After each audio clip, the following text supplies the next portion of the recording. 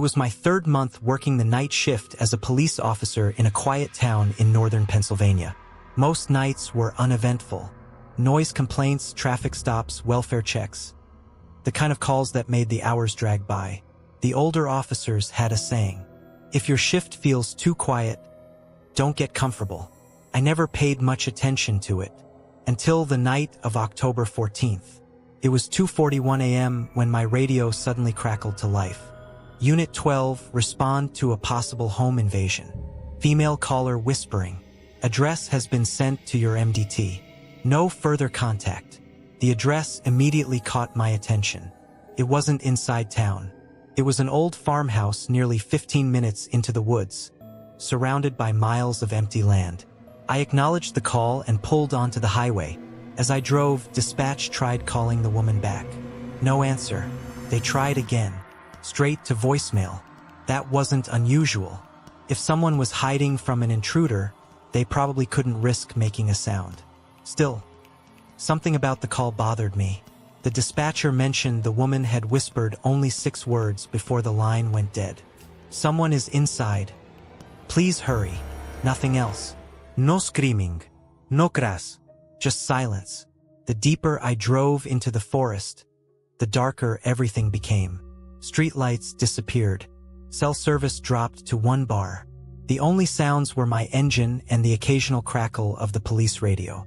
10 minutes later, I turned onto a narrow dirt road. The farmhouse appeared through the trees. It looked abandoned. The paint was peeling from the walls. The front porch leaned slightly to one side. Tall weeds covered most of the yard. Most importantly, every light inside the house was off. I slowed to a stop near the mailbox. My headlights illuminated the front entrance. The door wasn't closed. It was hanging open just a few inches, slowly moving with the wind. I radioed dispatch. Unit 12 on scene. Front door unsecured. Beginning exterior check. Backup was over 12 minutes away. Waiting outside didn't feel right if someone inside actually needed help. I stepped out of the cruiser. The air felt strangely still. No wind. No crickets. No barking dogs. Just complete silence. The kind of silence that makes you notice your own breathing. I drew my flashlight and approached the porch. The wooden steps creaked loudly beneath my boots. Police department, I shouted. If anyone's inside, announce yourself. Nothing.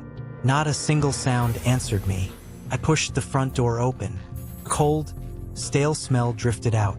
It wasn't the smell of decay. It smelled like dust, damp wood, and a house that hadn't been lived in for years. My flashlight swept across the living room. Old furniture sat beneath white sheets. Picture frames hung crooked on faded wallpaper. A grandfather clock stood against one wall.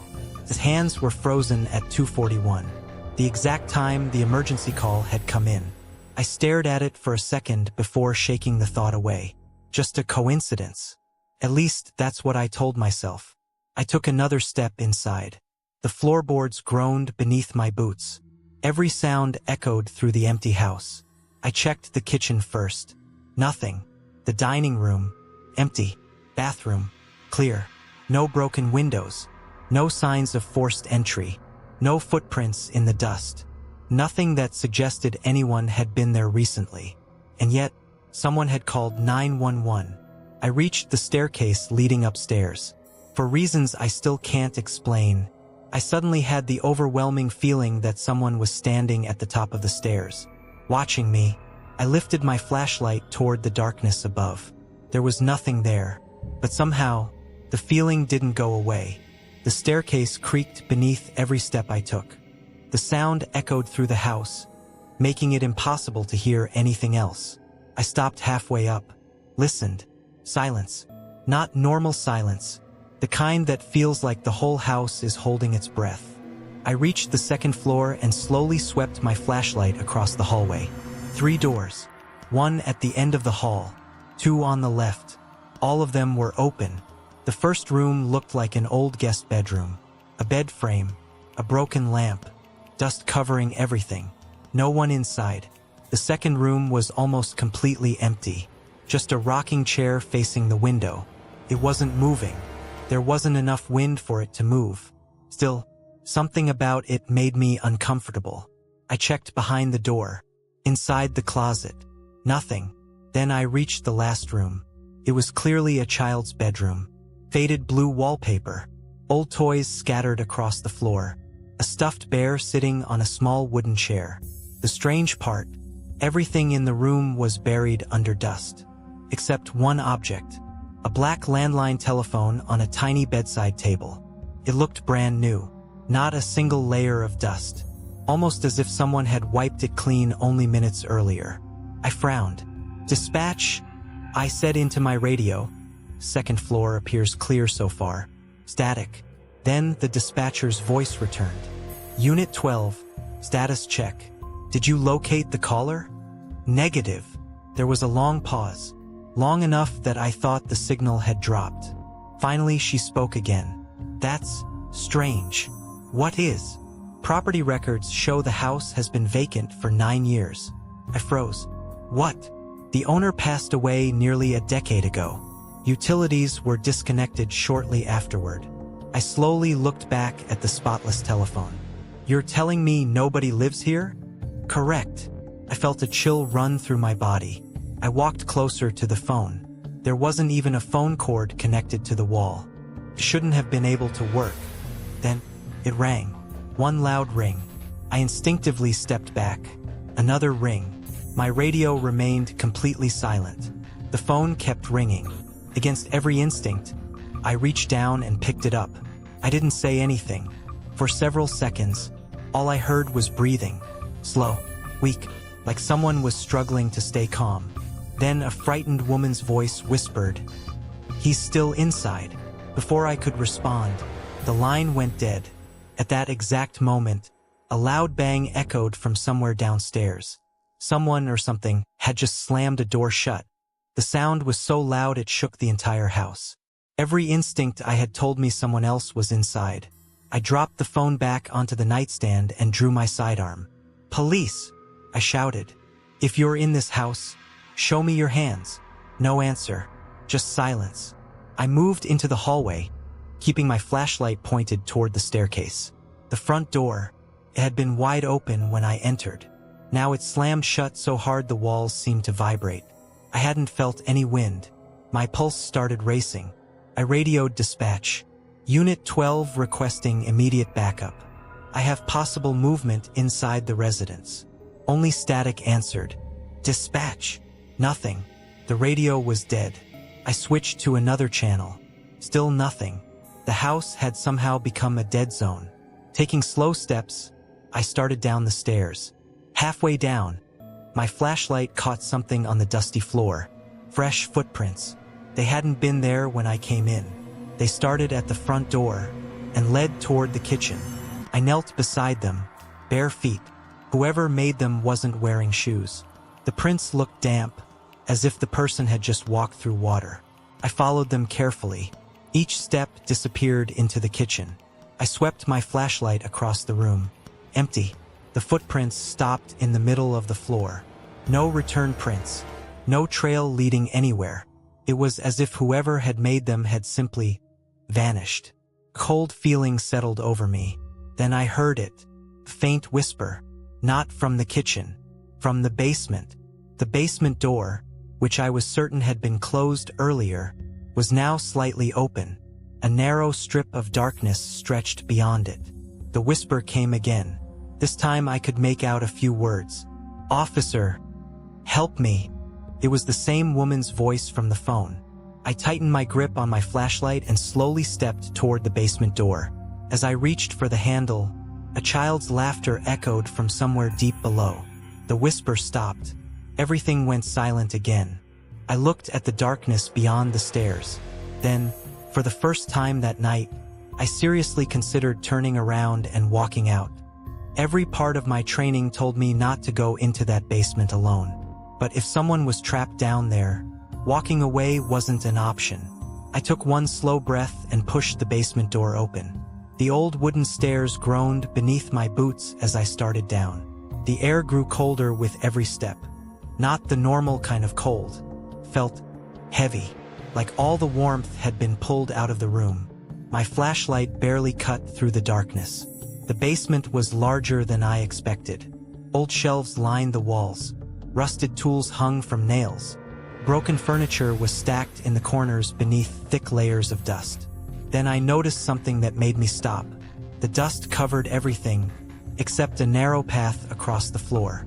It looked as if someone had been walking there recently. I followed it, step by step. The path ended at an old wooden chair facing the wall. Nothing else. No person. No footprints leading away. Just the chair. As I slowly walked around it, my flashlight landed on the wall in front of it. Scratched into the wood were dozens of words. The same sentence. Over and over and over again. Don't answer the phone. The scratches looked old. Years old. My stomach tightened. Upstairs, I had already answered it. Suddenly my body camera let out a sharp beep. The screen had turned on by itself. I hadn't touched it. I looked down at the tiny display. Instead of showing what was in front of me, it was showing the upstairs hallway, the child's bedroom, the room where the phone was sitting. On the screen, someone slowly walked past the bedroom door. A tall figure, completely black, too dark to make out a face. I instantly spun around and pointed my flashlight behind me. Nothing. The basement was empty. I looked back at the body camera. The figure had stopped. It was now standing in the hallway, facing directly toward the camera. Without thinking, I grabbed the radio one last time. Dispatch. If anyone can hear me, get back up here now. For 2 seconds, there was only static. Then a weak voice came through. Not the dispatcher. The frightened woman. Barely above a whisper. It's behind you. At that exact moment, I felt something breathe against the back of my neck. Every muscle in my body locked up. I spun around with my flashlight and weapon raised. Nothing. The basement was empty. The chair, the shelves, the scratched wall. That was all. But the air behind me was still cold, much colder than the rest of the room. I backed away without taking my eyes off the darkness. My body camera continued recording. I didn't care about clearing the house anymore. I just wanted to leave. As I reached the basement stairs, my radio suddenly came back to life. Unit 12, respond. We've been trying to reach you for the last 20 minutes. 20 minutes? I'd only been inside for what felt like 5. I didn't answer. I ran upstairs. The front door was open again, exactly the way I'd found it. I stepped outside and didn't stop until I reached my patrol car. The moment I slammed the door shut, every sound returned. The wind, crickets, the radio. It was as if the silence around the house had never existed. Backup arrived a few minutes later. We searched the farmhouse together. Every room, every closet, the basement, nothing. No telephone, no wooden chair, no scratches on the basement wall. Just an empty, abandoned house. I told my sergeant everything. He didn't interrupt me once. When I finished, he simply asked, "Did you answer a phone while you were inside?" I stared at him. "Yeah." He looked down for a moment before quietly saying, "You're the third officer to say that." According to department records, the first incident happened in 1998. An officer responded to a 911 call from that same address. He reported speaking to a terrified woman over an old landline. No one was ever found. 5 years later, another officer answered another late-night call from the same house. His body camera captured him talking to someone who wasn't visible. He resigned 2 weeks later and never explained why. Neither recording has ever been released. As for my own body camera, the department reviewed every second of the footage. The video showed me walking through an empty house, talking to myself. There was no ringing phone, no woman's voice, no footprints, nothing, except for one moment. When I reached the basement stairs, the camera briefly pointed toward the darkness behind me. For less than a second, there was a tall figure standing only a few feet away, completely still, facing directly at me. The footage cut to static immediately after that frame. I requested a copy. I was told the file had somehow become corrupted. A month later, I transferred to another district. I've never gone back to that road. But sometimes, usually around 2:41 a.m., my personal phone rings from an unknown number. There's never anyone there, just slow breathing, and right before the call disconnects, a woman quietly whispers, "He's still inside." If you enjoyed the story, like the video and subscribe for more original horror stories. And tell me in the comments, what do you think was really inside that house?